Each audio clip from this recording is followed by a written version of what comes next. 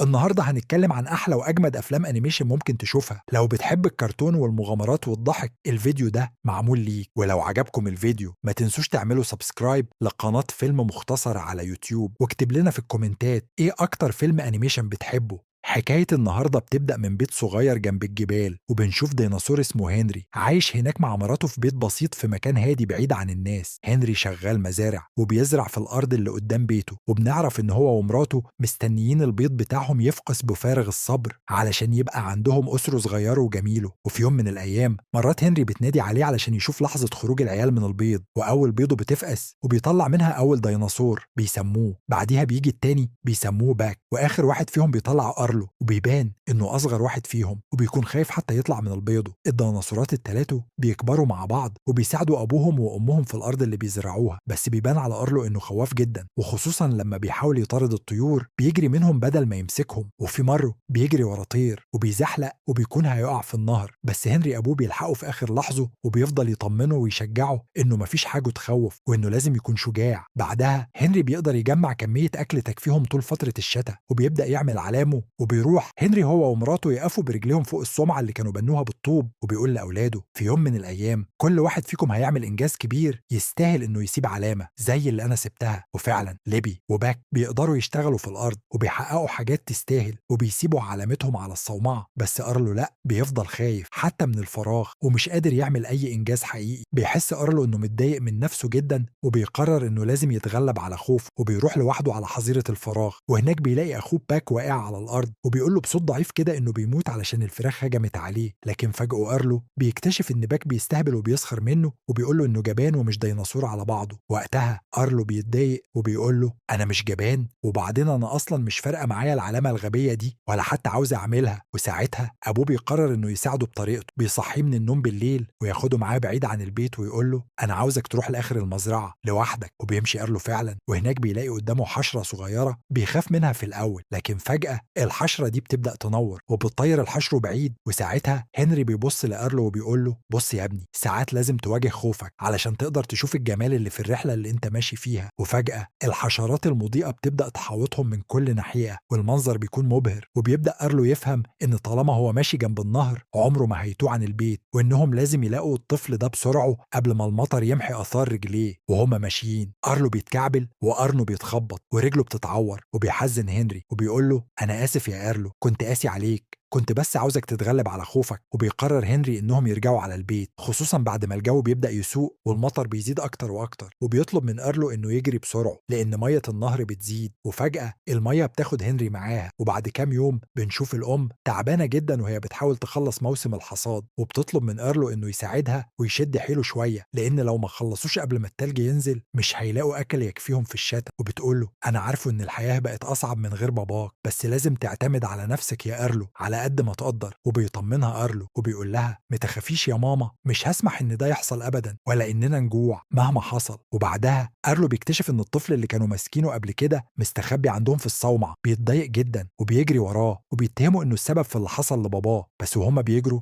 أرلو بيقع في النهر وبيصرخ وهو بيطلب النجدة، والمية بتاخده بعيد بعيد، ولما بيفتح عينيه بيلاقي نفسه ساب المكان اللي كان فيه ودماغه بتوجعه قوي، بس بيحاول يقف على رجله تاني وبيقعد يندو على مامته بصوت عالي. بعد شوية بيحاول يطلع فوق الصخور بس بيتكعبل وبيقع تاني. وفجأة بيشوف الطفل الصغير واقف فوق أعلى صخرة. بيتضايق أرلو وبيقول لنفسه إنه لازم يطلع له ويخلص عليه، بس أول ما بيقرب منه بيترعب وبيزعق له ابعد عني. فالطفل بيجري بعيد، وأرلو بيبص حواليه ومش عارف هو فين بالظبط، وبيفتكر كلام باباه طالما ماشي جنب النهر مش هتوه، فبيقول خلاص هيمشي ورا النهر. وبيحاول يعتمد على نفسه، بيطلع على شجرة توت علشان ياكل، لكن وهو بينط بيتكعبل وبيقع على الأرض ورجله بتتزنق بين صخرتين، وبيفضل يصرخ من الوجع. قرر يعيط طول الليل لحد ما طلع الصبح، ولما صحي مرعوب من النوم لقى حد حافر له في الارض وطلع له رجله منها. رجع قال له تاني بلاش تمشي جنب النهر، ولما نزل المطر حاول يستخبى، وفجأة سمع صوت جاي من بعيد. بص قدامه لقى الطفل الصغير جايب له حشرة وحطها قدامه كده كأنها أكل، بس أرلو زعق له، فالواد رجع تاني وجاب له حشرة تانية علشان ياكلها، بس أرلو رماها بعيد. رجع الطفل المرة دي ومعاه شوية توت، ولما أرلو داق التوت لقى طعمه حلو جدا وأكل كله، وقال له كده بإيده هاتلي كمان، وقرر يمشي ورا الطفل لحد ما وصله لشجرة التوت. وأول ما حاول أرلو ياكل منها اتزحلق ووقع من فوق التل، ولقى قدامه تعبان ضخم مرعب. ساعتها الطفل دخل على التعبان وهجم عليه وخوفه وجرب أرلو بعيد. وفجأة أرلو سمع صوت حد بيكلمه. الصوت قال له إنه كان بيراقبه طول الفترة اللي فاتت، وكان فاكر إنه هيموت، بس واضح إنه لأ، لسه عايش. وبيظهر صاحب الصوت وبيكون راكب حيوان ضخم ومعاه شوية حيوانات صغيرة حواليه. كان الحيوان الضخم ده بيحميهم من أي حد ممكن يضايقهم. وقال لأرلو الطفل اللي معاك هو اللي بيحميك. وقتها أرلو قرر يسمي الطفل ده سيباطو. الحيوان فرح بيهم واحتفل، وقال لأرلو خد بالك من إصابتك، متخسرهاش، علشان هي اللي خلتك تعرف تحمي نفسك وسط أخطار الغابة. بعدها أرلو وسيباطو راحوا يلعبوا مع شوية سناجب صغيرة، بس أرلو في الآخر خاف منهم ووقع في المية، وسيباطو نط وراه علشان يعلمه يعوم. ومن ساعتها فضلوا طول اليوم يلعبوا مع بعض ويضحكوا. وفي الليل شافوا حشرة منورة. وقتها قرر أرلو يعمل زي ما أبوه كان بيعمل زمان، لعبوا مع الحشرات ونفخ فيها علشان تنور وتطير بعيد. وكانوا قاعدين يتفرجوا عليها وهي بتنور في السماء. وفجأة أرلو قال أنا مفتقد عيلتي، بس سيباطو ما كانش فاهم يعني إيه عيلة. ساعتها أرلو حاول يشرح له، رسم له على الأرض ووراله يعني إيه بابا وماما وإخوات. وفجأة سيباطو راح حضنه وطبطب عليه، واتنينهم ناموا جنب بعض لحد ما طلع الصبح. وفي اليوم اللي بعده الدنيا قلبت، عاصفة قوية بدأت والريح كانت شديدة جدا لدرجة إنهم ما قدروش يكملوا الطريق. فقرروا يقفوا في مكان ويستنوا العاصفة تعدي. وساعتها أرلو افتكر اللي حصل له زمان. أول ما أرلو شاف العاصفة افتكر باباه وخاف جدا، جري بعيد وحاول يستخبى تحت أي حاجة لحد ما العاصفة تخلص. وسيباطو فضل يدور عليه في كل حتة لحد ما لقاه واقع تحت شجرة متغطي بالتراب ومتبلل من المطر. أرلو كان متوتر جدا، ما كانش شايف النهر وحس إنه تاه ومش هيعرف يرجع بيته تاني. بس وهو باصص حوالين شاف شوية طيور طايرين في السماء. نادى على واحد منهم وسأله عن سلسلة الجبال اللي كان هو وعيلته عايشين تحتها. قال لهم أنا تايه وبيتي هناك ومش عارف أرجع، ممكن تساعدوني؟ الطيور ردت عليه وقالت له الطريق هناك بعيد جدا، بس ممكن نشرح لك تروح إزاي. وفي اللحظة دي واحد من الطيور عرف نفسه وقال له أنا اسمي ساندر، استنى لما نطمن إن مفيش حد اتأذى من العاصفة وساعتها هوريك الطريق لبيتك. أرلو حس إنهم جدعان وقرر يساعدهم في إنقاذ باقي الحيوانات. لكن فجأة اكتشف إن الطيور دي طيور مفترسة وإنهم كانوا بيضحكوا عليه علشان يوقعوه وياكلوه. اتخض جدا هو وسباطه، حاولوا يستخبوا منهم بسرعة، بس الطيور بدأت تتجمع حواليهم وتحاصرهم. ولما قربوا يهجموا عليه أرلو وسباطه جريوا بأقصى سرعة بيحاولوا يهربوا منهم بأي طريقة. وأرلو هو بيجري من الطيور شاف 2 ديناصورات شكلهم جامد جدا، واحد اسمه ناشو والتاني رامسي. أول ما شافوهم الطيور خافوا وطاروا بعيد فورا. أرلو جري ناحيتهم بسرعة وقال لهم ممكن تساعدوني، أنا عايز أرجع بيتي. بس في اللحظة دي ظهر ديناصور ضخم جدا وقال له احنا مش فاضيين دلوقتي، احنا تايهين عن القطيع بتاعنا ولازم نلاقيه بسرعة. أرلو فكر شوية وقال لهم بس صباطه بيشم الريحة كويس جدا، يقدر يوصلكم ليهم. وفعلا بدأ صباطه يشم الأرض ويدور، وبعد شوية قدر يوصلهم لطريق القطيع. في الطريق لقوا حيوان مدبوح على الأرض. وقتها فهموا إن في صيادين في المنطقة. الديناصور الكبير قال بسرعة لازم نسيب المكان ده فورا. وبعدها بص لأرلو وقال له اسمع، روح عند الصخرة اللي في وسط التيران واعمل صوت عالي، لما يسمعوك احنا هنكون جاهزين نهجم على الصيادين. وفعلا أرلو راح عند الصخرة وصرخ بكل قوته، وفجأة الحيوانات الغريبة المفترسة بدأت تظهر من كل ناحية. وأرلو كان مرعوب جدا، بس في اللحظة دي الديناصورات وصلوا وهجموا عليهم بقوة. وقطعان التيران أول ما سمعت الصوت خافت وجريت بسرعة، وأرلو جري معاهم. وأرلو فضل يجري وسط التيران لكن شاف الحيوانات المفترسة وهي بتهاجم الديناصور الكبير. وقتها قرر أرلو إنه ما يخافش وجري ينقذ الديناصور بنفسه. الهجوم بتاعه خض الحيوانات دي فخافوا منه وجريوا بعيد. بعدها كل الديناصورات اتحركوا سوا مع قطيع التيران، ولما جه الليل قعدوا حوالين النار وكان الجو هادي. والديناصور الضخم شكر أرلو على شجاعته وقال له انت بطل حقيقي. وقتها أرلو لاحظ انه متعور، فالديناصور ضحك وقال له الندبة دي هتفضل علامة على شجاعتك، احنا كل واحد فينا عنده علامات زي دي، كل واحدة ليها حكاية. وفضلوا كلهم يحكوا عن الندبات بتاعتهم وكل واحد قال اللي حصله. والديناصور الكبير حكى عن يوم هجمته مجموعة من التماسيح وقال انه ما استسلمش وفضل يقاتل لحد ما خد الندبة اللي على جسمه. وهما بيتكلموا نزلت أول نقطة مطر. وقتها أرلو قام بسرعة وقال لازم أرجع دلوقتي، لازم أوصل لماما. الديناصور الكبير ابتسم وقال له ما تقلقش، احنا هنوصلك بكرة الصبح. وتاني يوم القطيع كله اتحرك، وبعد رحلة طويلة أرلو شاف الجبل اللي بيته تحته، ابتسم وودع كل الديناصورات وأصحابه الجداد وجري بكل فرحة ناحية بيته. وأرلو بكل حماس وفرحة فضل يجري بسرعة ناحية بيته. بس أول ما قرب يوصل الدنيا بدأت تمطر من تاني، وفجأة لقى نفسه محاصر بالطيور المفترسة. الطيور هجمت عليه وحاولوا يخطفوا صباطه ورموا الطفل من فوق الصخور. أرلو كان في حالة صدمة، بس في لحظة كده حس كأن باباه ظهر قدامه وقال له لو بتحب صاحبك ساعده يساعده، هو ساعدك قبل كده كتير، متسابهوش. أرلو فاجأ على كلام باباه وقرر في اللحظة دي إنه ما يهربش ويرجع علشان ينقذ صباطه. المرة دي كان شجاع جدا، ما خافش لا من العاصفة ولا من الطيور المتوحشة، ولما الطيور هاجموا عليه وقع عليهم شجرة كبيرة ورمتهم في النهر. بعدها أرلو عمل صوت قوي جدا خوف بيه الطائر اللي كان بيهاجم صباطه، وصباطه كمان تشجع وعد الطائر في رجله. الطائر خاف وجري بعيد، لكن فجأة ظهر فيضان ضخم جاي عليهم. أرلو جري بسرعة ونط في المية وابتدى يعوم علشان ينقذ صباطه قبل ما يغرق في الشلال، وفعلا قدر يوصل له وسحبه من المية وطلعه بره بأمان. وبعد لحظات مؤثرة كملوا طريقهم سوا، لكن فجأة ظهر قدامهم ناس شكلهم زي صباطه، وصباطه وقف مبهوت مش مصدق.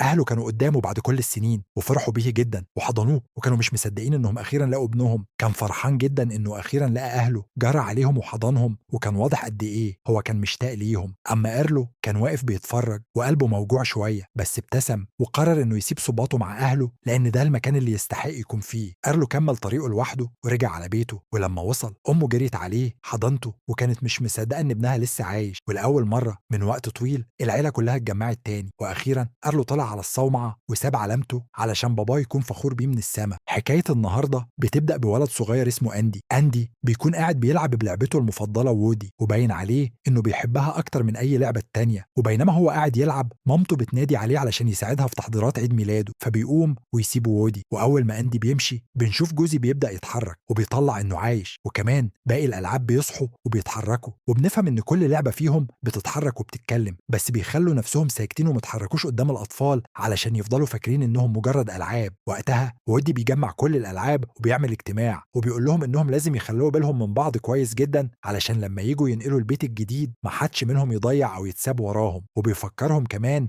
إن النهاردة عيد ميلاد أندي، وساعتها كل الألعاب بتتوتر علشان خايفين إن أندي ياخد هدايا ألعاب جديدة وينسى اللعب القديمة. وودي بيحاول يطمنهم وبيقول لهم أندي بيحبكم وهيفضل يحبكم حتى لو جات له ألعاب جديدة. بس التوتر بيزيد أكتر لما أصحاب أندي يجوا علشان الحفلة، وأول ما أصحاب أندي بيوصلوا معاهم هدايا كتير جدا. وقتها وودي بيطلب من اللعبة اللي شبه الجندي تروح هي والفرقة بتاعتها علشان يشوفوا الهدايا دي فيها إيه. وفعلا الجنود بيروحوا ومعاهم جهاز لاسلكي، بيروحوا يتسللوا تحت الترابيزة وبيستخبوا كويس علشان ما حدش يشوفهم، وبيبدأوا يراقبوا كل هدية وهي بتتفتح، وبيقولوا لودي على اللاسلكي إن كل الهدايا ما فيهاش ألعاب، فكل الألعاب بتتنفس السعداء وبيطمنوا. بس فجأة مامة أندي بتقدم له هدية منها هي شخصية، وقبل ما وودي يعرف جوه الهدية دي إيه الديناصور بالغلط بيوقع اللاسلكي. وساعتها بيسمعوا صوت أندي وهو طالع على السلم، فكل الألعاب بتجري بسرعة وترجع أماكنها علشان يفتكرهم أندي إنهم مجرد ألعاب. وبيدخل أندي الأوضة هو وأصحابه وهم مبسوطين جدا، وبيبان إن أندي بيرمي وودي من على السرير وبيحط مكانه اللعبة الجديدة. وأول ما وودي بيبص على اللعبة الجديدة بيكتشف إنها لعبة رائد فضاء، والمفاجأة الأكبر إن اللعبة دي متخيلة إنها فعلا رائد فضاء حقيقي في مهمة رسمية. وبيبدأ يتكلم مع الوكالة وبيقولهم إن المركبة بتاعته عطلت وإنه دلوقتي موجود على كوكب مجهول. وهو بيتكلم بيجي وودي وبيبدأ يرحب بيه ويفهمه الوضع، لكن باز بيبقى مشغول في كلامه وبيحاول يستخدم الليزر بتاعه اللي طبعا مش شغال أصلا. بعد كده باز بيتعرف على وودي وبيعرفه بنفسه وبيقول له أنا اسمي باز طاير وأنا في مهمة رسمية لإنقاذ المجرى. وودي وقتها بيبقى مش فاهم هو بيقول إيه ولا يقصد إيه بالظبط، وبيفضل باصص له باستغراب. تيجي باقي الألعاب وبيبدأوا يرحبوا بباز وكلهم بيكونوا مبهورين بيه وبلعبته، خصوصا بالأزرار الكتير اللي في بدلة باز واللي كل زر منهم بيعمل حاجة، فبيتشدوا له قوي. وساعتها يبدأوا يتريقوا على وودي شوية لأنه ما عندوش أي حاجة زي دي، لا أزرار ولا أصوات ولا ليزر. وودي بيضايق شوية وبيروح يقول لباس إنه أخد مكانه لأنه المفروض إنه اللعبة المفضلة عند أندي، بس باز بيرد عليه بكل ثقة وبيقول له أنا مش لعبة، أنا رائد فضاء حقيقي، وبيفتح له جناحاته وبيقول له إنه يقدر يطير بيهم. وودي طبعا مش مصدق وبيقول له لو كده وريني الطير. وساعتها باز بينط من على السرير وهو بيقول بصوت عالي إلى اللانهائية وما بعدها، وبيتزحلق وبيتشقلب شوية في الهواء وبيخبط في لعبة معلقة في السقف، وبالصدفة بيرجع تاني على السرير. وقتها ودي بيقول له ده مش طيران، دي كانت سقطة حلوة. وفي الوقت ده بيرجع أندي البيت وبيبقى حزين علشان باز وودي مش موجودين، وكان نفسه ياخدهم معاه المطعم. في الناحية التانية وودي وباز محبوسين في أوضة سيد، واللعب اللي سيد بازهم بيبدأوا يقربوا منهم، وودي بيتوتر جدا لما بيشوف شكلهم وبيفتكر إنهم وحوش، بس مع الوقت بيكتشف إنهم مش شريرين، دول كانوا بس بيساعدوا بعض وبيحاولوا يصلحوا نفسهم بعد ما سيد بازهم. وباز بيكون متضايق جدا وبيبدأ يفقد الأمل تماما لما بيشوف إعلان في التلفزيون عن نفسه، وبيفهم أخيرا إنه مجرد لعبة مش رائد فضاء زي ما كان فاكر، فبيروح يحاول يطير طاير من الشباك، لكنه بيقع وبتتكسر جناحاته وبيبقى محبط وحاسس إنه ولا حاجة. ودي بيشوف اللي حصل وبيحزن عليه وبيحاول يطمنه ويقوله إن كونه لعبة مش حاجة وحشة، بالعكس دي حاجة مهمة جدا، لأن اللعب بتخلي الأطفال سعيدين. وفي اللحظة دي ودي بيحط خطة علشان يهربوا من بيت سيد قبل ما يفجر باز، وبيطلب مساعدة اللاعب اللي سيد كان باظهم، وبيبدأوا كلهم يشتغلوا مع بعض. وفعلا بيقدروا يخوفوا سيد عن طريق إنهم يمثلوا إنهم عايشين، وبيكلموه بصوت واحد وبيقولوا له يبعد عن اللاعب. ودي لحظة مرعبة ومضحكة في نفس الوقت، وسيد بيجري وهو مرعوب ووعد إنه مش هيلعب بلعب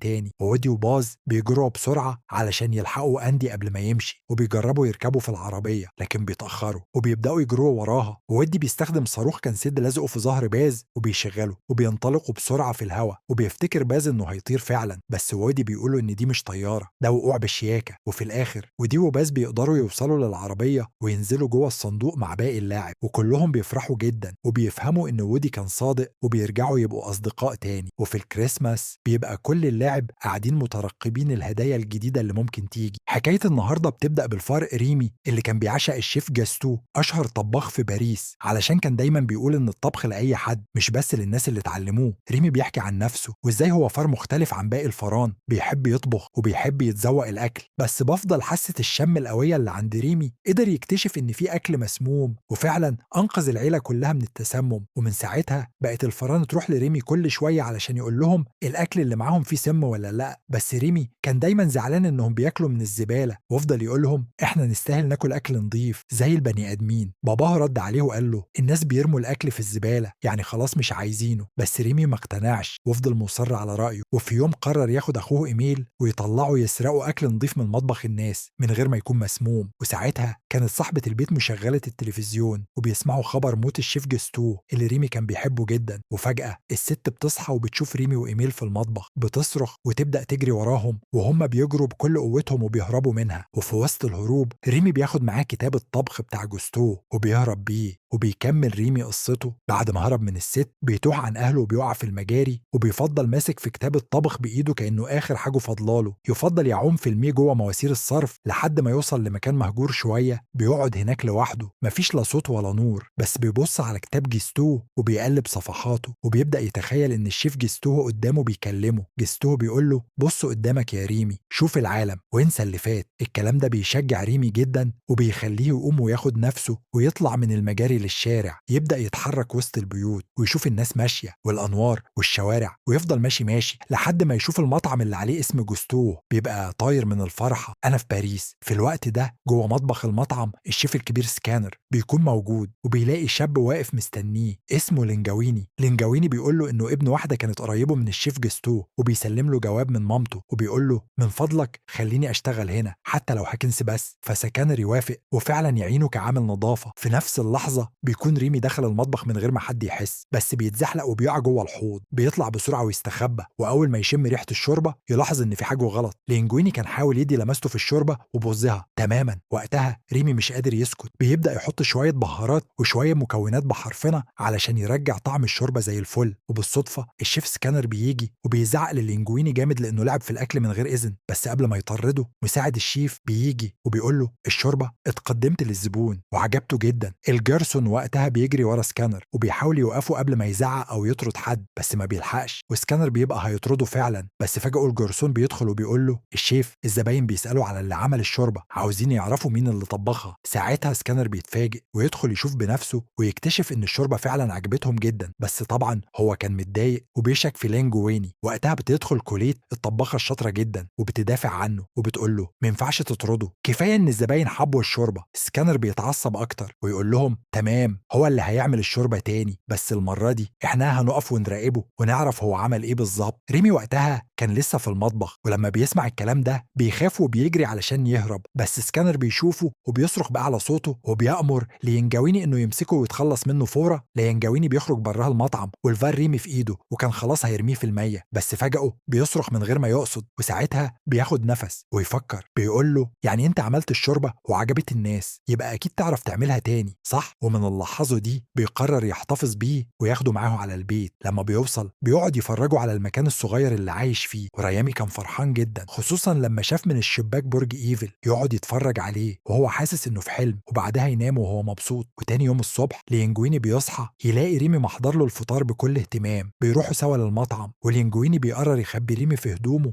بس ريمي ما بيبطلش يعضه ويفضل يزن فيه وكل شوية يخليه يتحرك بشكل غريب قدام باقي الطباخين اللي كانوا مستغربين جدا من حركاته. ساعتها لينجويني يدخل الثلاجة بسرعة وبيلاحظ ان ريمي جعان فبيديله حتى جبنة، وفجأة بيدخل الشيف سكانر ولما بيشوف الفار لينجويني بسرعة بيطفي النور ويلم ريمي ويخبيه جوه الطاقية. بعدها بيتفقوا مع بعض على طريقة يقدروا يشتغلوا بيها سوا، وريام يقول له انه ممكن يتحرك عن طريق شعره، فيقوم لينجويني يدربه في البيت وكل مرة يجرب يخليه يحرك ايده او رجله عن طريق شعره، وفي المرة التانية بيجربوا يعملوا الشوربة التاني وفعلا بتنجح. وساعتها الشيف سكانر بيعجب بيها ويبعتها لكوليت علشان تكمل تعليمه وتدربه. كوليت من اول يوم كانت حازمة جدا معاه وبتقول له بص يا ابني انا تعبت علشان اوصل للمكان ده ومش هسمح لحد يضيع لي اللي عملته، يعني هتسمع الكلام وهتشتغل صح واوعى تغلط غلطة. في نفس الوقت سكانر بيظهر في مشهد وهو بيقرأ جواب من مامة لينجويني. الجواب ده بيثبت ان لينجويني هو ابن الشيف جستوه الحقيقي، وهنا سكانر بيتوتر لانه فاكر ان المطعم هيبقى مالكه حسب وصية جستوه اللي مكتوب فيها لو مر سنتين من غير ما يظهر وريث حقيقي للمطعم المطعم يروح للشيف المساعد اللي هو سكانر. بس ظهور لينجويني كابن جستوه هيغير كل حاجة. ساعتها سكانر بيتكلم مع المحامي والمحامي بيطلب منه حاجة مهمة جدا، لازم نجيب شعراية واحدة من طاقية لينجويني ونعمل تحليل DNA علشان نتأكد فعلا انه ابنه. بيتأكدوا ان لينجويني فعلا هو ابن الشيف جستوه، وساعتها بيبدأ يطبخ في المطبخ بشكل رسمي. ريمي بيكون فرحان انه بقى جواحه المطبخ وبيحب يضيف لمساته السحرية في كل طبق، بس كوليت بتوقفه وتقول له لا لازم نمشي على الخطوات زي ما هي، مفيش اختراعات ولا اجتهادات. وفي يوم الزباين بيطلبوا اكل جديد حاجة مش موجودة في المنيو، وقتها لينجويني بيقرر يدور في وصفات جستوه القديمة وبيختار واحدة كانت صعبة جدا، وساعتها واحد من الطباخين يفتكر الوصفة دي ويقول لسكانر انها ما كانتش بتعجب حد، حتى جستوه نفسه ما كانش بيحبها. بس سكانر يفرح لانه شايف ان دي فرصته يثبت ان لينجويني فاشل. لينجويني يبدأ يشتغل على الوصفة ومعاه ريمي بيساعده وبيغير شوية حاجات في المكونات بطريقته، وفعلا المفاجأة ان الزباين بيحبوا الاكلة جدا وناس كتير بتيجي المطعم مخصوص علشانها. ساعة الطباخين يحتفلوا ويخرجوا ريمي بره شوية ويجيبوا له اكل يكافئوه بيه، بس لما بيرجع سكانر بياخد باله ويشيل الطاقية من على راس لينجويني فجأة بس ما يلاقيش حاجة علشان ريمي كان مستخبي كويس. وفي اللحظة دي واحد من مساعدي الشيف بيحاول يوقع بين كوليت ولينجويني وبيبان كده انه طمعان في مكانها. بعدها ريمي بيشوف اخوه ايميل اللي كالعادة كان قاعد بياكل من الزبالة. ريمي يتضايق ويقرر يدخل المطعم يجيب له اكل نظيف بنفسه. في الوقت ده كان سكانر قاعد مع لينجويني وبيسأله كده بنبرة مريبة قول لي يا سيدي اتعلمت الطبخ فين؟ بس الحقيقة انه كان بيوقعه في الكلام علشان شاف ظل الفار وهو بيطبخ من تحت الطاقية وكان شاكك ان في حاجة غلط. في نفس الوقت ايميل كان بيقول لاخوه ريمي لازم ترجع معايا، ابويا وباقي الفيران عايزين يطمنوا عليك. وفعلا بيروح معاه ولما الفيران بيشوفوه بيفرحوا بيه جدا، لكن ريمي لما بيخرج في الشارع بيتصدم من الزحمة والعربيات والناس وبيبقى مرعوب وبيحس فجأة انه صغير وضعيف جدا ويقول لنفسه انا كده عرفت العالم شايف الفيران ازاي. بيزعل جدا ويمشي وهو تايه، بس بعدها بيقابل ايميل اللي كان جعان وبيطلب منه اكل. ريمي بيقرر يسرق له اكل من المطعم علشان ياكله، لكن وهو بيدور على حاجة بيلاقي جواب ولما يفتحه يتصدم يكتشف ان لينجويني هو فعلا ابن الشيف جاستوه وهو الوريث الوحيد للمطعم. ريمي بيجري بسرعة علشان يلحق وساعتها سكانر كان بيحاول يمسكه بس ريمي يهرب منه ويطلع جري لحد ما يوصل للينجويني ويديله الورقة اللي تثبت الحقيقة. وقتها المطعم بيتنقل باسمه رسمي وبيبدأ يتكتب عنه في الجرايد، ولما الصحفيين بييجوا لينجويني يعترف انه بيحب كوليت. نرجع تاني لريمي اللي اهله بيروحوا له وبيفضل يطلع لهم اكل من التلاجة وبيعيش لحظة لطيفة معاهم. وفي يوم من الايام الصحافة كانت بتسأل لينجويني ايه سر موهبتك؟ ازاي بتطبخ بالطريقة دي؟ وللاسف لينجويني يفضل يتكلم عن نفسه ويتجاهل ريمي خالص. ساعتها ريمي بيزعل جدا ويحس انه ملوش قيمة، وفجأة بيدخل ايجو الناقد المشهور وبيعلن كده بكل ثقة انه جاي بكرة يدوق الاكل وهيكتب عنه مقال في الجورنال. وساعتها بيبقى الكل متوتر. لينجويني بيتخانق مع ريمي وبيزعق له جامد وفي لحظة غضب يطرده من المطعم ويرميه بره. لما بيرجع لينجويني البيت ما بيلاقيش ريمي مستنيه لان ريمي وقتها كان مع اهله اللي دخلهم المطعم وخلاهم ياكلوا ويجروا في كل حتة. وفي وسط الفوضى دي لينجويني بيرجع يدور على ريمي ولما يلاقيه بيعتذر له من قلبه، بس وهو بيفتح التلاجة يتفاجئ يلاقي فئران كتير قوي جوه ويفهم ان ريمي كان بيسرق اكل علشانهم. ساعتها بيتعصب ويطردهم كلهم من المطعم. وفي اللحظة دي سكانر بيمسك ريمي ويحبسه في قفص ويوجه له تهديد صريح يا تطبخ معايا يا اما انت عارف. وبعدها النائد ايجو بيوصل المطعم ويطلب من الجرسون يقول للينجويني انا مستني احسن طبق عندكم وهنشوف هتستاهلوا الجورنال ولا لا. في الوقت ده إيميل وباباه بيتحركوا وبيقتحموا المكان وبيقدروا يحرروا ريمي من القفص، وساعتها ريمي بيقول بكل حماس لازم أرجع للمطعم، لازم أساعد لينجويني، من غيري مش هيعرف يطبخ. في نفس اللحظة لينجويني بيكون تايه مش عارف يعمل إيه من غير ريمي، والمطبخ كله واقف. وأول ما يوصل ريمي المساعدين يحاولوا يقتلوه، لكن لينجويني بيوقفهم ويقول لهم الحقيقة كلها. المفاجأة الكل بيمشي، حتى كوليت بتسيبه وتمشي هي كمان. وبعدها بيظهر بابا ريمي مع عيلته وبيقول له إنهم هيساعدوه، لكن فجأة بيدخل مفتش الصحة اللي اسمه اسكندر وبيلاقي الفئران كلها واقفة في المطبخ. وقتها بيطلب ريم من أصحابه إنهم يمسكوه ويمنعوه من الهروب، وفعلا بيمسكوه وبيطبخوه سوا.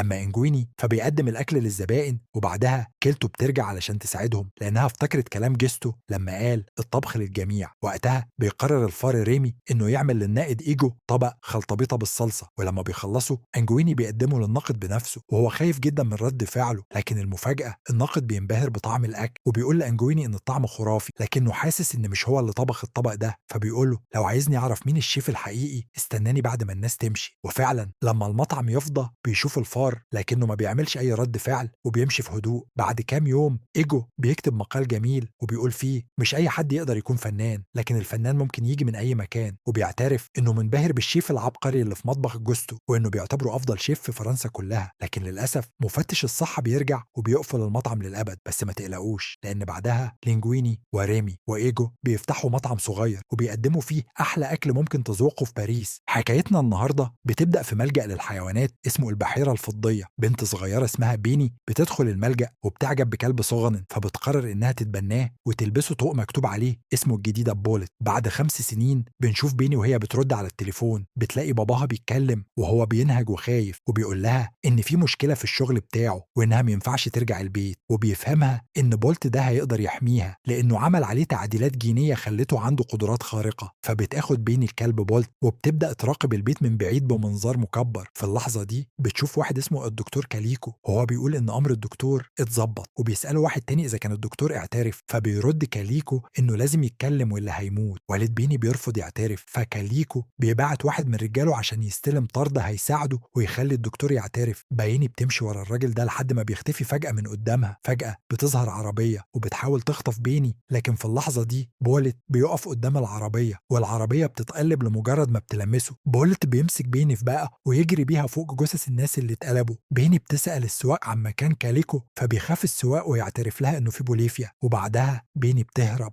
بسرعه. بيني وبولت بيلاقوا نفسهم بيهربوا من الطيارات والموتوسيكلات اللي كاليكو بعتهم وراهم علشان يخطفوها، لكن بولت بمساعده صغيره من ذكائه وقوته بيعمل حركه سحري كده وبيدمر الطريق كله عليهم وكلهم بيتفجروا. وبيني بتنجح تهرب بمساعدته، لكن فجأة كل ده بيوقف وبيظهر ان اللي كنا شايفينه ده مش حقيقي، ده كله كان تصوير لمسلسل. والمخرج بيبدأ يراجع الشريط وبيتعصب لما بيشوف ان في ميكروفون ظاهر في الكادر، وساعتها بيزعق وبيقول انه ما بيحبش يعيد تصوير المشاهد خصوصا مشاهد بولت لانه عايز الكلب يعيش الدور كانه حقيقي والمشاعر تطلع من قلبه علشان الناس تصدق. بس مندي اللي شغاله في القناه اللي بتذيع المسلسل بتقول له بصوت عالي انا كل اللي يهمني ان الناس ما تقلبش القناه، يتفرجوا وخلاص، بطريقتك او بطريقتي مش فارقه والا هرفضك من الشغل. وبتسيبه وبتخرج من الاوضه. وفي اوضه اللبس بيني بتشكر بولت وبتحضنه وبتديه اكله المفضل وبتحاول تلعبه وتخلي انتباهه يفضل معاها. بس في الاخر بتضطر تسيبه وبتخرج من الاوضه وتبدا تقنع وكيل اعمالها ومامتها انها تاخد بولت معاها البيت وما تسيبوش في موقع التصوير. لكن وكيل اعمالها بيرفض بشده وبيصر ان الكلب يفضل هناك وبيخرجوا من المكان. وساعتها بنشوف قطه من القطط اللي عايشوا هناك بتتكلم مع قطه تانية وبيتكلموا عن بولت وبيقولوا ان الكلب ده عمره ما خرج من المكان ده وما يعرفش يعني ايه بره. وبيبدا التصوير والقطط بيبصوا على بولت من الشباك وبيقولوا له انهم في يوم من الايام هيوصلوا لبيني وينتصروا عليه. لكن بولت بيرد عليهم بكل ثقه انتوا اخترتوا طريق الشر والشر دايما بينتهي بخساره. ساعتها قطه فيهم بترد وتقول له الراجل اللي عيونه خضرة عنده خطه وهيخلص عليها وهيقتل. فبولت بيطلب منهم يوصلوا رساله اقوله لبيني انا مش هنام ولا ارتاح غير لما اطمن انها بخير. وفي الوقت ده بيني بتكمل تصوير مشاهد جديده من المسلسل والمخرج كان بيراقب كل تفصيله بعينه وبيتاكد ان كل حاجه ماشيه زي ما هو عايز. وبيظهر في التصوير الدكتور كاليكو والقطه الشريره وهو بيهدد بنت وبيني بتحاول تهرب. وبيخلص المشهد والمخرج بيبص لمندي ويسالها عن رايها في النهايه المفتوح اللي عملها للمسلسل، لكن فجأة بيشوف على شاشه المراقب بيني وهي بتجري ورا بوليت بعد ما حطوه في صندوق واخدوه بعيد. بيني بتحاول تفهم بوليت إنها بخير، بس وكيل أعمالها بيتدخل وبيصر إن بوليت يفضل فاكر إنها في خطر علشان المشاهد تبقى صادقه والناس تصدق التمثيل. في الوقت ده القطتين بيفتحوا شباك أوضة اللبس وبوليت بيهرب بسرعه ويجري على موقع التصوير وهو سامع صوت بيني بتندع عليه وتطلب النجدة، وبيحاول يوصل لمصدر الصوت بس يكتشف إن الصوت ده كان طالع من أوضة المنتج مسجل مش حقيقي. لكن بوليت ما بيقفش، بيكمل جري وعينيه كلها أمل إنه يلاقي بيني فعلا ويقع جوه كرتونة. وساعتها العامل بيقفل الكرتونة بسرعة وبيحطها على عربية شحن، ومن غير ما يحس بيها حد بتتحرك العربية وبتوصل الكرتونة لمخزن في شارع جانبي. وبيفتح العامل الكرتونة، وأول ما بيتفتح بوليت بيهرب بسرعه وهو بيجري بيشوف راجل قاعد بيقرا الجورنال وبيفتكره الراجل أبو عيون خضرة، بس لما بيقرب منه يكتشف إنه مش هو، فيجري تاني وسط الزحمة والناس ويلاقي نفسه داخل على منطقة إشغالات. قدامه عربية نقل شايلة دولاب وبيتخيل إن بيني جوه الدولاب ده، فيوقف العربية ويفتح الدولاب بسرعة، لكن للأسف الدولاب فاضي. بيكمل جري وهو تايه وخايف لحد ما راسه تتحشر في سور جنينة، ووقتها تيجي حمامة صغيرة وتندو على أصحابها الحمام علشان يساعدوه يطلع راسه. بعد ما بيساعدوه بوليت بيسألهم تعرفوا حد عنده عيون خضرة؟ الحمام بيبص لبعض ويقولوا له لا ما نعرفش، بس شكلك مش غريب، أكيد شفناك قبل كده. وفجأة بيعدي أتوبيس نقل عام وعليه إعلان لمسلسل بوليت وصورة كبيرة ليه. الحمامة بتقول أهو عرفنا بقى أنت مين، أنت كلب التلفزيون المشهور. بوليت بيقول لهم مفيش وقت، أنا بدور على قطه تعرف حاجة عن كاليكو. فبياخدوه للقطه اللي بياكلوها من الأكل اللي جمعوه طول اليوم. ولما يوصلوا القطه تبص لهم وتقول ده إيه الأكل القليل ده، أنا جعانة. ولما بطني بتكون فاضية مخالبي بتبدأ تتحرك لوحدها في المكتب، فبيسيبوا الكنبة وبيمشوا بسرعة يرجعوا للمكتب. وساعتها بوليت بيلاقي فرصته وبيطلع يجري ناحية الكنبة ويستخبى هو وميتنز وراها. ميتنز تبص له وتقول له انت فعلا مصدق انك عندك قوة خارقة؟ ده حتى القفل ما اتحركش. بوليت بيرد بكل جدية انا شفت نفسي بيونير وبيطلع نار من عيني ومفيش حاجة بتقدر توقفني. ميتنز تضحك وتقول له يعني كنت بتمثل في برنامج بس دماغك صدقت؟ بوليت يرد بحزم انا مش بمثل، انا اتولدت علشان احمي بيني وهعمل كده حتى لو الدنيا كلها ضدي. في اللحظة دي بيفتحوا العمال باب العربية ميتنز وهي بتلهث بص لو فعلا عايز توصل لهوليود يبقى لازم تركب وسيلة مواصلات، مش تفضل تجري كده وتتهور. بوليت بس انا ما عنديش وقت، بيني في خطر. ميتنز وهتفضل تجري كده لحد امتى؟ انا اعرف قط بياخد القطر، ايه رايك نركب القطر ونبدا الرحله؟ بوليت يبص لها وهو متردد بس في الاخر بيقول ماشي لو هيوصلني لبيني هركب اي حاجه. وبيبداوا هما الاتنين رحلتهم الطويله في اتجاه هوليوود وهم لسه مش عارفين المغامرات اللي مستنياهم في الطريق.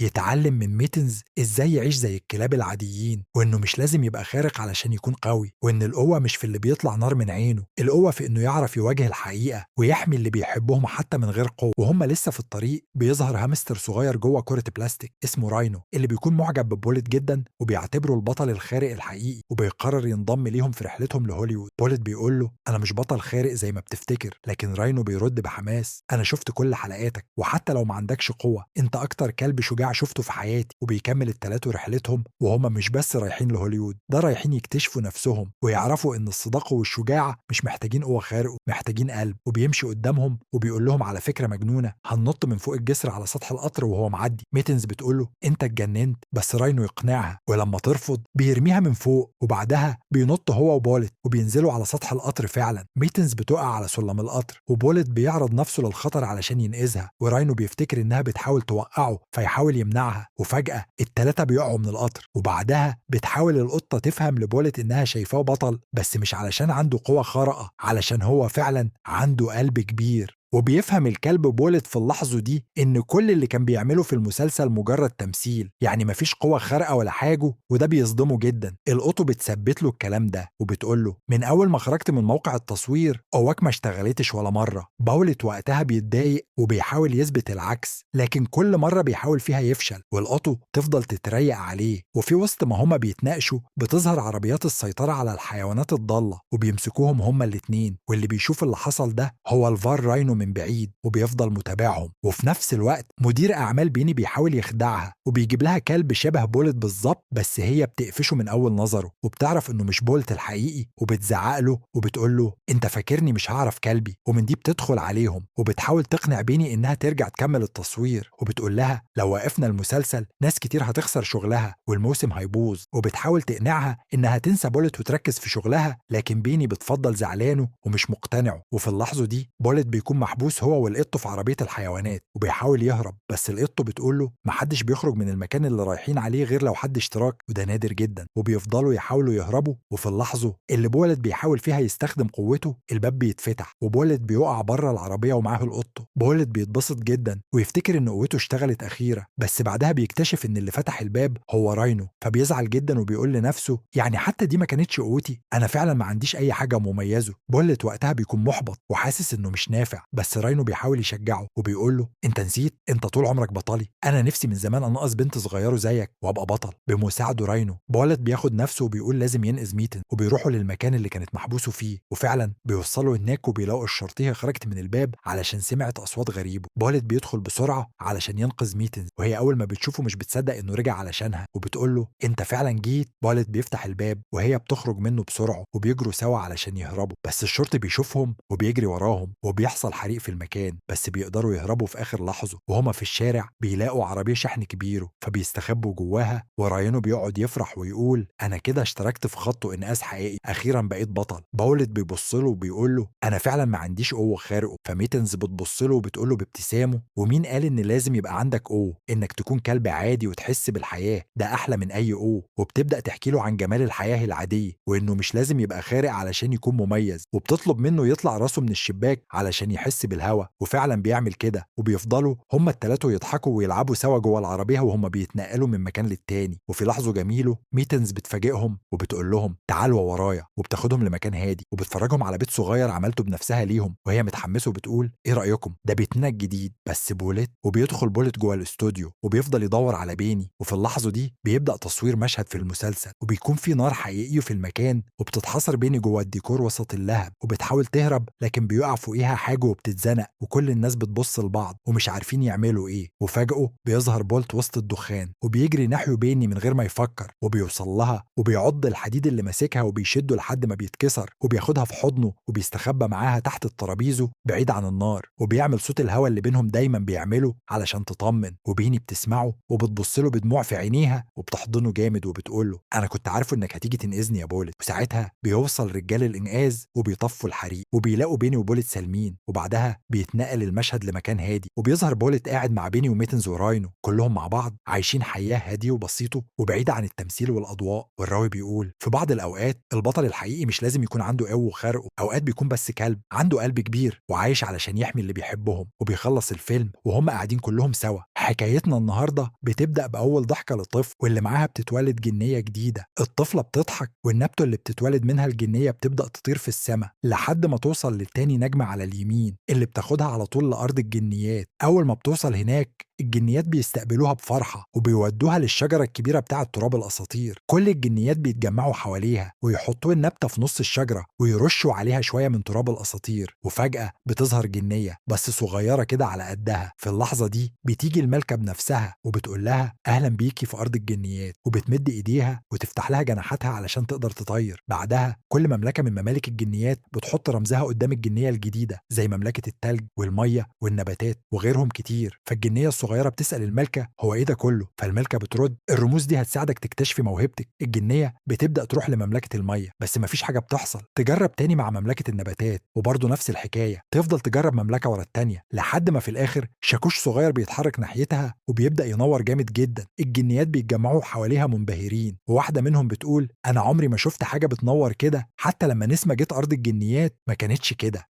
هي جنية رياح، ولما حاجة بتنور قدام الجنيات ده معناه إن الجنية دي هتبقى مميزة جدا. الملكة بتقرب منها وبتندول باقي الجنيات وبتقول لهم يقربوا ويرحبوا بيها. في اللحظة دي بيجوا كائنين ظراف كده تن وورنة، واحد فيهم بيقول لها ازيك يا آنسة تنة أنا أصيل. اللي معاه بيرد عليه ويقول له يا عم اتكلم يعدل شوية وبعدين يبص لها ويقول ام محسوبك بلبل بلابل في خدمتك يا فندم. بيسلموا على بعض وبيقولوا لها تعالي نفرجك على ارض الجنيات. اصيل بيقول لها انت جيتي في احسن وقت في السنة. فبترد عليه ليه يعني؟ فبيقول لها عشان الربيع قرب. وبلبل بيكمل في ارض الجنيات كل فصل من فصول السنة ليه عالم خاص بيه. يعني مثلا في مملكة الخريف ومملكة التلج، وجنيات التلج دول خلاص هياخدوا اجازة بعد ما خلصوا شغلهم وجابوا الشتاء للعالم كله. وبيشير على مكان تاني ويقول ودي بقى مملكة الصيف، وكل دول دلوقتي بيستعدوا لأهم فصل في السنة، فصل الربيع. الجنية تنو كانت واقفة مبسوطة بتتفرج على كل الحاجات اللي بيعملوها، وبلبل بيقول لها جاهزة تشوفي المملكة بتاعتنا؟ يلا أهلا بيكي في عالم النباتات. فبترد تنو بانبهار الله إيه الجمال ده.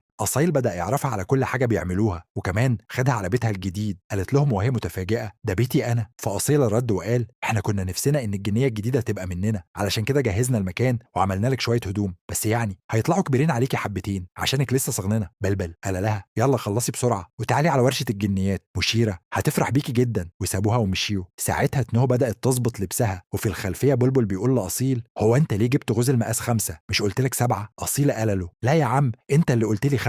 وفضلوا يتخانقوا شوية لحد ما شافوا تنهو وهي خارجة عليهم بشكلها الجديد. بلبل فرقع من الفرح، وتنهو قالت وهي باصة حواليها ياه ده الكل هنا مشغول قوي. فرد عليها بلبل وقال احنا هنا بنصنع أطباق وحلل وسلال وحاجات تانية كتير. وفي اللحظة دي ظهرت مشيرة وقالت لهم خلصتوا العربية؟ بلبل قال ايوه طبعا خلصناها. واصيل قال ورا منه العربية خلصتوا زي الفل. ومع ان مفيش اي حاجة ضايعة، مشيرة بتتنفس الصعداء وبتقول لهم خلاص طالما كله تمام روحوا شوفوا شغلكم. فعلا تنهو بتفرح قوي لما بتشوفها، وبتقول لها وهي ماسكه ايدها هات ايدك كده، ياه ايدك ناعمه قوي، استني بس يومين شغل وهتبقى انشف من ايد اصيل. مشيره تضحك وتقول يا اصيل يا بلبل خدوا العربيه ووصلوا الطلبات. بس اصيل بيرد على بلبل وقال له بس في عجله ناقصه. مشيره بتسمعهم وهم بيحاولوا يلفوا الكلام بس مش عارفين يغطوا على اللي حصل. تنها بتلاحظ الموقف فبتحب تساعد، وقالت لمشيره ممكن اروح معاهم. مشيره بتوافق وهي مبتسمه، وهم بياخدوا العربيه وبيمشوا. اصيل بيمسك العربيه بايده بدل العجله الناقصه، وتنو تتعرف على الفار اللي بيزق العربيه اسمه جب. وفجاه يطلع عليهم زرع غريب من الغابه وبيبدا يطاردهم. يجروا بسرعه وهم بيحاولوا يهربوا لحد ما يخبطوا في شجره كبيره وكل الحاجات اللي معاهم تتكسر. في اللحظه دي الجنيات التانيين يطلعوا عليهم من فوق، وتنو تحكي لهم اللي حصل. فواحده من الجنيات قالت لها ده اسمه الشوك النطاط، الزرع ده بيقطع اي حاجه يقابلها. وفي نفس الوقت بلبل واصيل بينادوا عليهم من بعيد وبيقولوا احنا جبنا لكم شويه حاجات للربيع، دي انابيب. لما منيره رمت شويه ميه في الهوا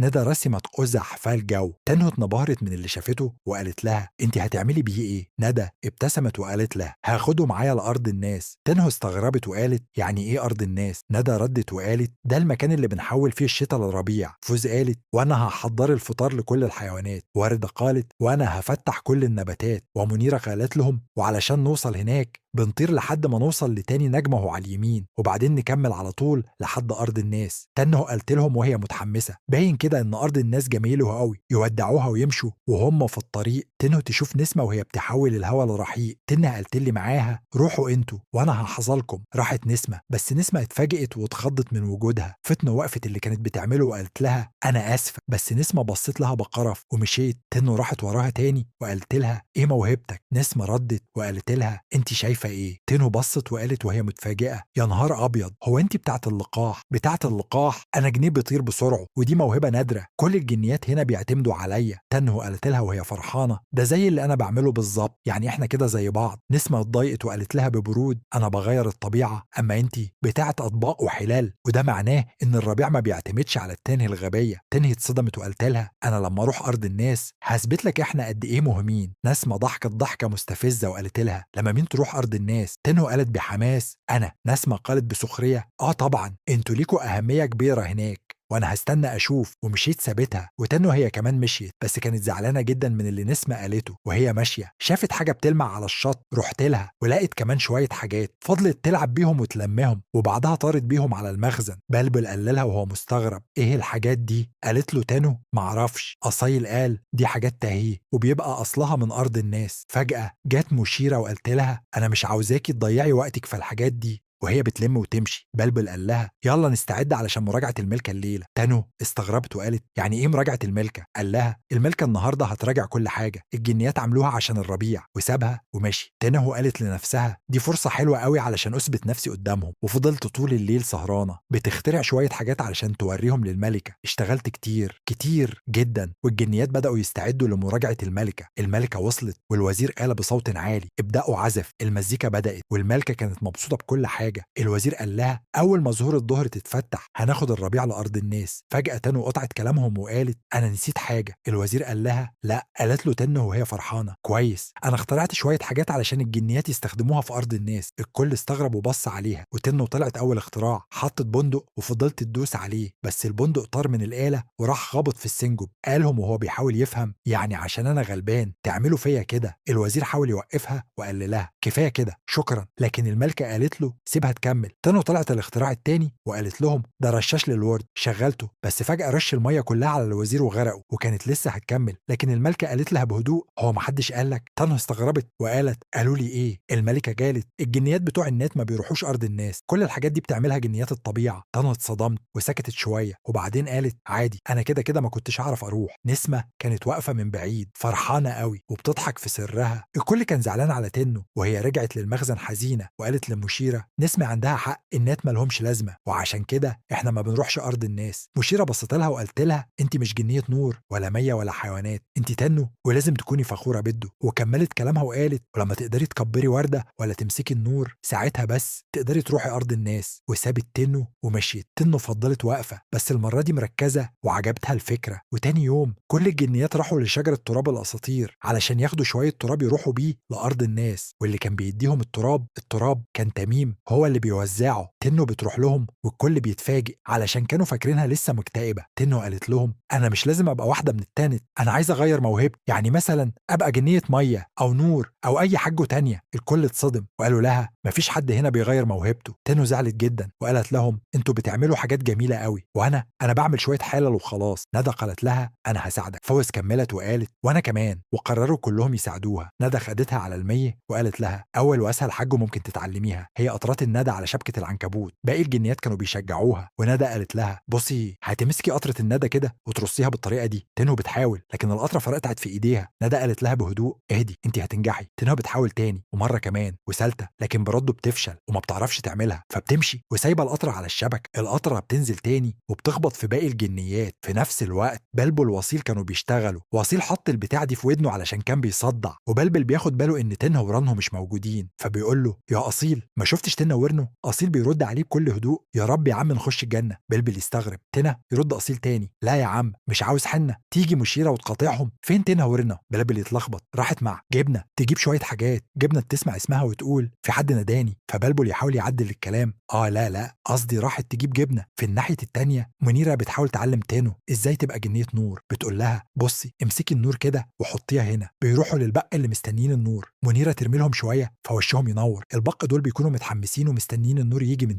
تنو بتحاول تمسك النور بس للاسف مش بتعرف. منى تتقرب تساعدها لكن تنو ترفض. الكل بيبدا يتحرك لكن تنو تقول فجاه استنوا مكانكم، وتفضل تضرب في الحاجه اللي في ايدها لحد ما النور يخرج. النور يبدا يلف ويخبط في كل حته ويطير حواليهم لحد ما يلزق في بق تاني. يضحك الضحكه دي. يوم مشيره تروح لتنو وتقول لها أنا عارفة أنت كنت فين بالظبط، أنا كان عندي أمل كبير فيكي يا تنا، وبتسيبها وبتمشي. بلبل يروح لتنا وبيقول لها اسمعي كلامها عندها حق. تنو ترد عليه متضايقة ليه؟ علشان أفضل أعمل كده طول حياتي، أنا مش عاوزة أبقى تنو الغبية. الكل بيزعل وتنو تبص لهم وتقول أنا ما كنش قصدي، وبتسيبهم وتمشي. تنو تروح لفوز علشان تتعلم تبقى جنية حيوانات. فوز تقول لها أول درس أهم حاجة تبتسمي وتخليهم يثقوا فيكي، وبتشاور على عصفور صغير أنا هعلم الكبير وأنت ساعدي الصغير. تنو تروح ناحيته تحاول تهديه بس العصفور بيكون مرعوب. تنو تحاول تهزر وتقول له ايه رأي حضرتك في السويد؟ مش بتفكر ترفرف شوية؟ العصفور يرد عليها بخوف لا مش بفكر. تنو تضحك وتقول انا قلت كده برضه، كل اللي عليك تعمل كده كده بس وتلف قدامه، لكن وهو بيحاول بيقلدها جناحه يلف غلط. تنو تحاول توقفه، استنى خلي بالك من جناحك، بس يفاجئها ويعضها. تنه وهي متألمة تقول له بهدوء أرجوك اسمعني، أنا فشلت فشل ذريع الفترة اللي فاتت، بس يمكن لو أنت اتحركت شوية أنا أنجح. العصفور يتوتر أكتر ويرجع مستخبي في البيضة بتاعته. فوز تشوف الموقف وتقول للعصفور. تنه تبص على العصفور الكبير وتقول شكله شاطر في الطيران، يمكن يساعدنا، وبتبدأ تتحرك ناحيته. لكن فجأة واحد من الكشافين بيصرخ صقر، صقر جاي علينا. الجنيات تتنبه والصقر بيبدأ يجري ناحية تنو ورنه. تنو تجري بكل قوتها، تطير بين الأشجار وتحاول تهرب لحد ما تستخبى جوه شجرة كبيرة. جوه الشجرة دي تلاقي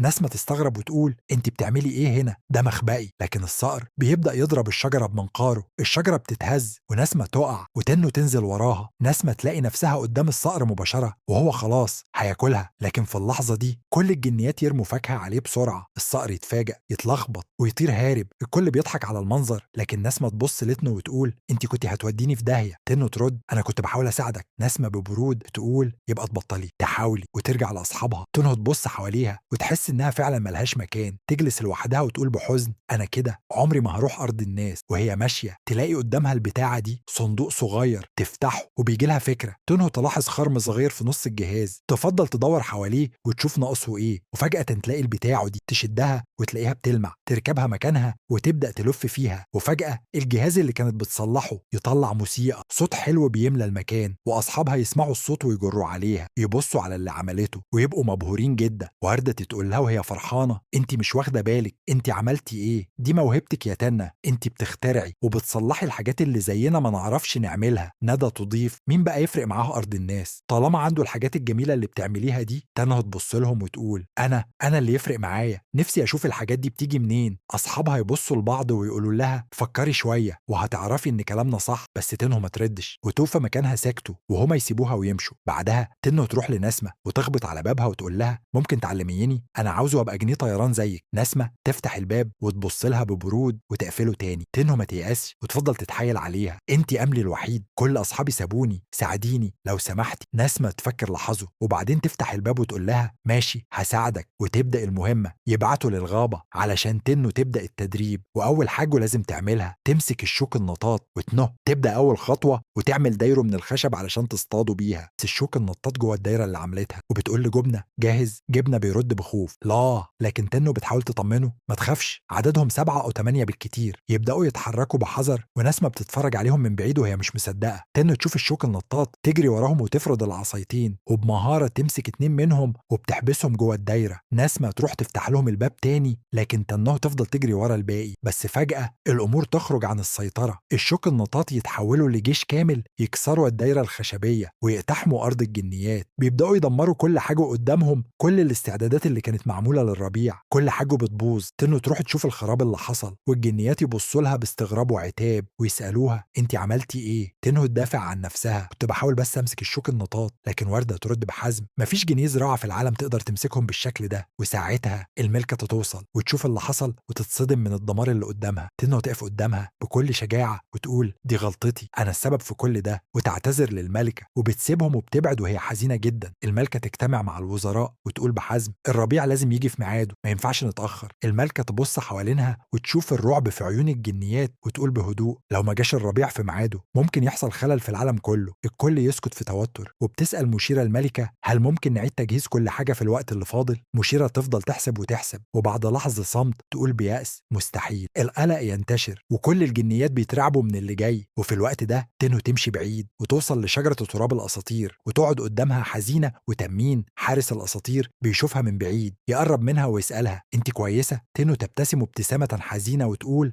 أنا كويسة، بس جيت أخد شوية تراب أساطير علشان أغيب شوية. يسألها قد إيه يعني؟ تنه ترد بهدوء للأبد. يستغرب تمين ويقول ياه دي فترة كبيرة جدا. يدي لها تراب الأساطير وتنو تقول شكرا يا تميم. يتفاجأ تمين ايه ده، هو انت عارفة اسمي؟ تنو تضحك بخفة طبعا. فيقول لها انا قصدي يعني انا مجرد حارس اساطير مش مهم زي باقي الجنيات. تانو تبص له باستغراب وتقول له باصرار ايه الكلام ده، انت غالبا اهم واحد في ارض الجنيات، من غيرك مفيش سحر، لازم تكون فخور بموهبتك. يبتسم تمين أخيرا ويقول طب ما أنا فخور. تنّهو تفهم الرسالة اللي عايز يوصلها وتسكت لحظة وبعدين تقول أنا لازم أمشي، وترجع تنّو للمخزن وتقعد قدام اختراعاتها حزينة، حست إنها فشلت وحلمها بالوصول لأرض الناس بيبعد عنها أكتر وأكتر. نسمو تقف قدام تنّو وتقول أنا ساعدتك أنتِ. تنّو تتفاجئ وتسألها ساعدتيني إمتى؟ نسمو ترد وصوتها فيه غضب مكتوم لما كنت محتاجة تتعلمي الطياري أنا اللي وافقت أعلمك رغم كل حاجة، ورغم إنك خربتي كل حاجة بعدها. الكل يسكت والتوتر يعلى بينهم، بس تنّو تاخد نفس وتقول أنا فعلا خربت كل حاجة، بس على الأقل بحاول أصلح، بحاول أعمل أي حاجة تفيد. تبص تنّو حوالينها على كل الجنيات وتقول بصوت عالي أنا عندي خطة، لو ساعدتوني نقدر نجهز الربيع قبل ما يتفتح الزهور بكرة. أنا هبني آلة تخلي كل حاجة أسرع، بس محتاجة كل واحدة فيكم. الملكة تبص لتنّو وتسألها بهدوء واثقة إنك تقدري؟ تنّو ترد بكل حماس واثقة. لحظة صمت تمر وبعدين نسمو تتقدم وتقول وهي بتبص في عيون تنّو هساعدك. وبتبدأ تنّو توضب مخزنها وتلم كل اختراعاتها وأدواتها، وكل الجنيات بتساعد بيلونوا ويرتبوا ويجهزوا، وكل حاجة ماشية بسرعة. نسمو وجبنه وبلبل ومنه الكل بيشتغل كأنه فريق واحد. والمفاجأة الآلة اللي عملتها تنّو بتشتغل، وكل شغل الربيع بيخلص في وقت قياسي وأصيل. وهو بيدور على الحاجات الضايعة لقى اللعبة اللي تنّو كانت صلحتها قبل كده، وتنّو بدأت تخترع حاجات تسهل الشغل على الجنيات. الملكة جات ووقت ظهور الزهور اتفتحت كلها وبصت للكل وقالت لتنهو ورنا انتوا انجزتوا الربيع. بس تنّو جريت على مشيرة وقالت لها شكرا، وبعدين راحت تشكر الملكة. وهي ماشية تمين جالها ودالها شوية من تراب الأساطير، شكرته هو كمان وبدأت رحلتها لأرض الناس. بلبل وأصيل كانوا شايلين اللعبة وطايرين بيها، وتنّو كانت في منتهى السعادة. أول ما وصلوا لأرض الناس تنّو كانت مبسوطة جدا من كل اللي شافته. الجنيات بدأوا يجيبوا الربيع معاهم، صحوا الحيوانات والتلج بدأ يسيح، وأنا كانت شايفة كل اللي بيحصل ومش مصدقة. وفعلا الجنيات قدروا ينقلوا الربيع لأرض الناس.